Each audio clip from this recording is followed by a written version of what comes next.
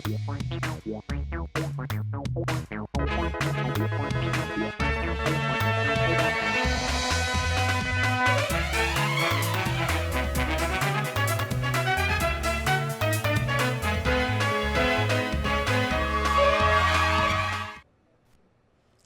आप देख रहे हैं राष्ट्रीय समाचार और मैं हूं आपके साथ प्रिया पांडे। आइए एक नजर डालते हैं आज की हेडलाइंस पर। संगीत जगत की महान गायिका एस जानकी का निधन, राष्ट्रपति मुर्मू ने जताया शोक। ओमान के पास जहाज पर हमला, 11 भारतीयों में एक अब भी लापता। मोदी की विदेश यात्राओं पर बीजेपी का दावा, भारत को मिले बड़े रणनीतिक और आर्थिक फायदे। कैडिला की दवाओं पर एफडीए का बड़ा एक्शन, 2.45 करोड़ की दवाएं हुई जब्त, बिक्री पर भी लगी रोक। भारतीय संगीत जगत की दिग्गज प्लेबैक सिंगर एस जानकी के निधन पर राष्ट्रपति द्रौपदी मुर्मू ने गहरा शोक व्यक्त किया है। उन्होंने कहा कि भारत ने संगीत की एक ऐसी महान हस्ती को खो दिया है जिसकी आवाज ने कई पीढ़ियों के दिलों को छुआ था। राष्ट्रपति ने सोशल मीडिया प्लेटफॉर्म एक्स पर श्रद्धांजलि देते हुए लिखा कि एस जानकी का 6 दशक से भी लंबा संगीत सफर भारतीय सिनेमा की अमूल्य धरोहर है। उन्होंने हिंदी, तमिल, तेलुगु, मलयालम, कन्नड़ समेत करीब 20 भारतीय भाषाओं में हजारों गीत गाए, जो आज भी लोगों की जुबान पर है। इससे पहले प्रधानमंत्री नरेंद्र मोदी ने भी एस जानकी के निधन को संगीत और संस्कृति जगत की अपूर्ण क्षति बताया था। दक्षिण भारत की नाइटिंगेल के नाम से मशहूर एस जानकी का 88 वर्ष की उम्र में मैसूर के एक अस्पताल में उम्र संबंधी स्वास्थ्य समस्याओं के कारण निधन हो गया। उनके जाने से पूरे संगीत जगत में शोक की लहर है।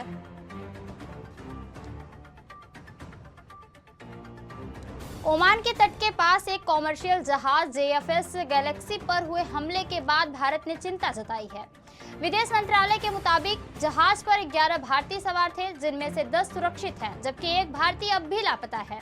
उसकी तलाश के लिए सर्च ऑपरेशन लगातार चलाया जा रहा है और बताया जा रहा है कि ओमान में मौजूद भारतीय दूतावास स्थानीय प्रशासन के साथ लगातार संपर्क में है और पूरे रेस्क्यू ऑपरेशन पर नजर रखे हुए हैं।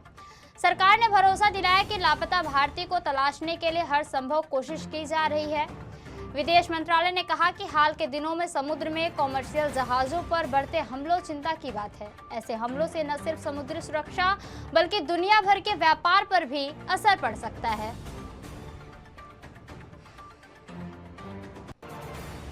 प्रधानमंत्री नरेंद्र मोदी की हालिया विदेश यात्राओं को लेकर भारतीय जनता पार्टी ने बड़ा दावा किया है। बीजेपी मुख्यालय में आयोजित प्रेस कॉन्फ्रेंस में पार्टी सांसद और राष्ट्रीय प्रवक्ता संबित पात्रा ने कहा कि सेशल्स, इंडोनेशिया, ऑस्ट्रेलिया और न्यूजीलैंड के दौरे से भारत को आर्थिक और कूटनीतिक स्तर पर कई महत्वपूर्ण उपलब्धियां मिली है। संबित पात्रा ने इन यात्राओं के नतीजों को 10 कदम 10 का दम नाम देते हुए कहा कि इन दौरों से हिंद महासागर और इंडो पैसिफिक क्षेत्र में भारत की रणनीतिक स्थिति मजबूत हुई है। रक्षा और समुद्री सुरक्षा, ऊर्जा सुरक्षा, क्रिटिकल मिनरल्स, निवेश, इंफ्रास्ट्रक्चर, शिक्षा, खेल और सांस्कृतिक सहयोग जैसे क्षेत्रों में भी कई अहम समझौते आगे बढ़े हैं।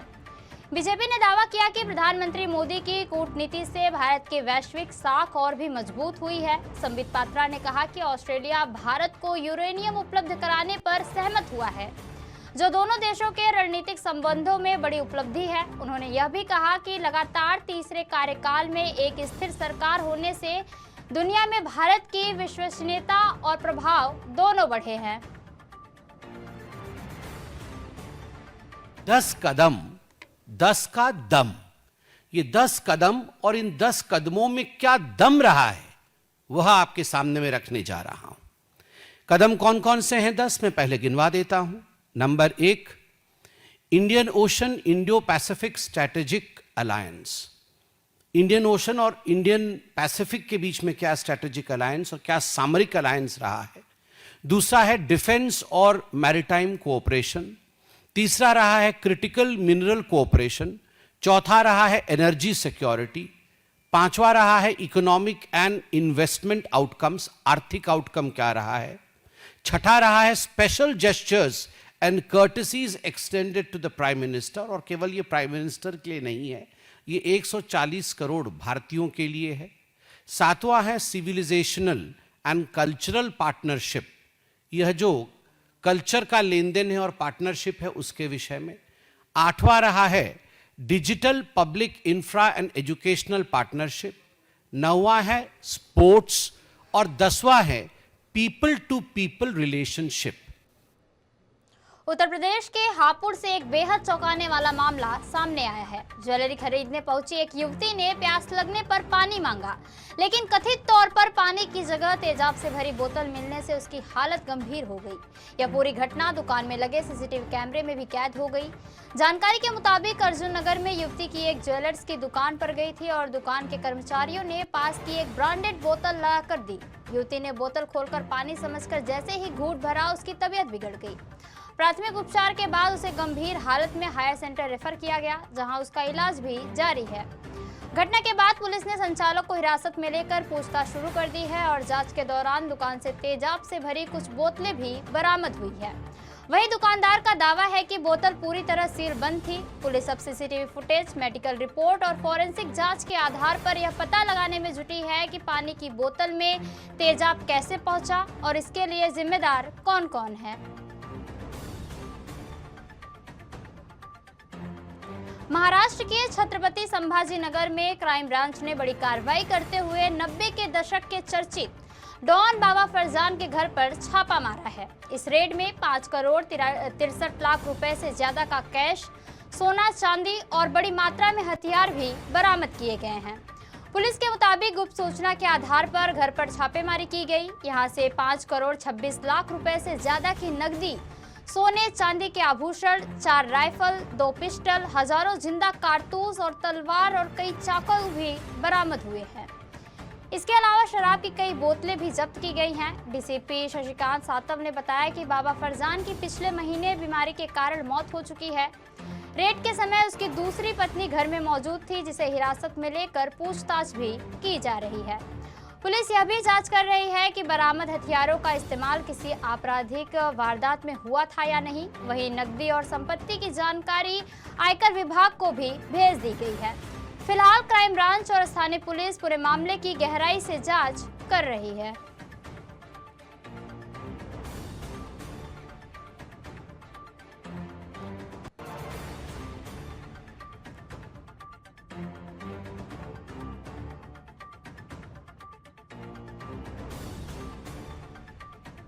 महाराष्ट्र में दवा कंपनियों पर बड़ी कार्रवाई करते हुए खाद्य एवं औषधि प्रशासन यानी एफडीए ने कैडिला की कुछ दवाओं की बिक्री वितरण पर रोक लगा दी है। साथ ही राज्य भर से करीब 2.45 करोड़ रुपए मूल्य की दवाओं का स्टॉक भी जब्त कर लिया है।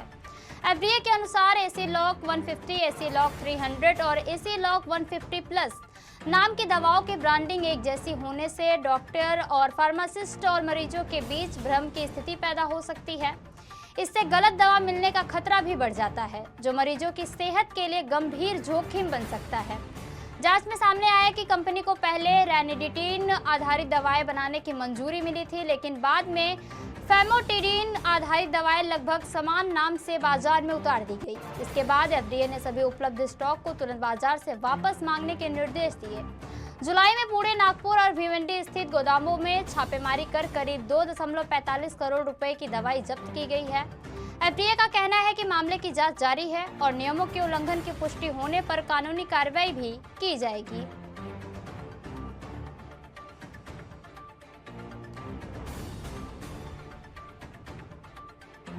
टीवी अभिनेता रोहित चंदेला कानूनी मुश्किलों में घिर गए हैं। मुंबई पुलिस ने उन्हें 16 साल की नाबालिग लड़की से कथित छेड़छाड़ और पीछा करने के आरोप में गिरफ्तार किया है। इस मामले में उनके खिलाफ पॉस्को एक्ट और भारतीय न्याय संहिता की कई धाराओं के तहत केस दर्ज किया गया है। पुलिस के मुताबिक रोहित चंदेल पर आरोप है कि वह नाबालिग लड़की को बार बार फोन करते थे और उसका पीछा करते थे और मिलने का दबाव भी बना रहे थे। शिकायत के अनुसार 5 जुलाई को उन्होंने लड़की को उसकी बिल्डिंग के बाहर रोका और बहस की और कथित तौर पर मारपीट भी की। घाटकोपर पुलिस का कहना है कि पूछताछ के दौरान रोहित चंदेल ने यह स्वीकार किया है कि वह लड़की से मिलने जाते थे। हालांकि मामले की जांच अभी जारी है। कोर्ट में पेशी के बाद उन्हें न्यायिक हिरासत में भेज दिया जाएगा। पुलिस अब मामले से जुड़े सभी सबूतों और बयानों की जांच भी कर रही है।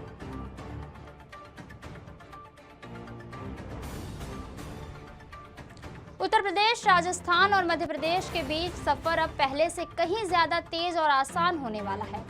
88 किलोमीटर लंबे आगरा ग्वालियर एक्सप्रेसवे का निर्माण तेजी से आगे बढ़ रहा है। यह 6 लेन का एक्सेस कंट्रोल ग्रीनफील्ड एक्सप्रेसवे होगा, जिसे भविष्य में 8 लेन तक विस्तार दिया जाएगा। करीब 4,613 करोड़ रुपए की लागत से बन रहे इस एक्सप्रेसवे का रूट आगरा के देवरी गांव से शुरू होकर ग्वालियर बाईपास के पास सुसेरा गांव तक जाएगा। यह परियोजना उत्तर प्रदेश, राजस्थान और मध्य प्रदेश के 4 जिलों 63 गांव से होकर गुजरेगी। एक्सप्रेसवे पर वाहन की अधिकतम रफ्तार 100 से 120 किलोमीटर प्रति घंटे रफ्तार से होगी, जिससे आगरा से ग्वालियर का सफर अब लगभग 75 से 80 मिनट में पूरा हो सकेगा। इस एक्सप्रेसवे को यमुना एक्सप्रेसवे और आगरा इनर रिंग रोड से जोड़ा जाएगा, जिससे दिल्ली एनसीआर से ग्वालियर की यात्रा भी करीब 4 घंटे में पूरी हो सकेगी। चंबल क्षेत्र से गुजरने वाले इस मार्ग पर कई बड़े पुल, फ्लाईओवर, रेलवे ओवरब्रिज बनाए जा रहे हैं।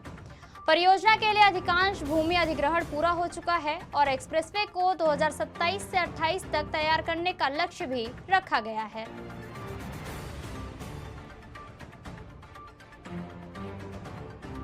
महाराष्ट्र के पुणे के मोशी कचरा डिपो हादसे में करीब 81 घंटे तक चला रेस्क्यू ऑपरेशन आखिरकार पूरा हो गया है। राहत और बचाव टीमों ने मलबे से 9 लोगों के शव बरामद किए हैं, जबकि 14 लोगों को सुरक्षित बाहर निकाल लिया गया है। इस दर्दनाक हादसे ने एक बार फिर कचरा प्रबंधन और सुरक्षा व्यवस्था पर गंभीर सवाल खड़े कर दिए हैं। यह हादसा 8 जुलाई को उस समय हुआ जब लगातार बारिश के बीच कचरे का विशाल पहाड़ अचानक खिसक गया और पास स्थित 3 मंजिला प्रशासनिक इमारत पर जा गिरा। घटना के वक्त इमारत और उसके आसपास कई कर्मचारी मौजूद थे जो मलबे में दब गए। हादसे के बाद एनडीआरएफ, सेना, दमकल विभाग और पुलिस ने संयुक्त रूप से रेस्क्यू ऑपरेशन चलाया। आधुनिक मशीनों और डॉग स्क्वाड की मदद से लगातार 81 घंटे तक अभियान चलाया गया। हादसे में जान गंवाने वालों के परिजनों को 25 लाख रुपए मुआवजा और परिवार के एक सदस्य को नौकरी देने का ऐलान भी किया गया है। वहीं महाराष्ट्र सरकार ने पूरे मामले की जांच के आदेश दिए हैं ताकि हादसे की असली वजह सामने आ सके। उत्तर प्रदेश के मुरादाबाद से धर्म परिवर्तन और जबरन निकाह का एक गंभीर मामला सामने आया है। पुलिस ने एक महिला की शिकायत पर मुस्लिम दंपति सलाउद्दीन और महनाज को गिरफ्तार कर लिया है। पीड़िता का आरोप है कि उस पर धर्म बदलने और निकाह करने का दबाव बनाया गया। महिला के मुताबिक दोनों परिवारों के बीच पिछले करीब 3 साल से पारिवारिक संबंध थे और एक दूसरे के घर आना जाना था। आरोप है कि महिला को बहाने से घर बुलाया गया, जहां पहले से कुछ लोग मौजूद थे। वहां कथित तौर पर जबरन धर्म परिवर्तन और निकाह कराने की कोशिश की गई। विरोध करने पर महिला को बंधक बनाकर उसके साथ दुष्कर्म करने और जान से मारने की धमकी भी दी गई।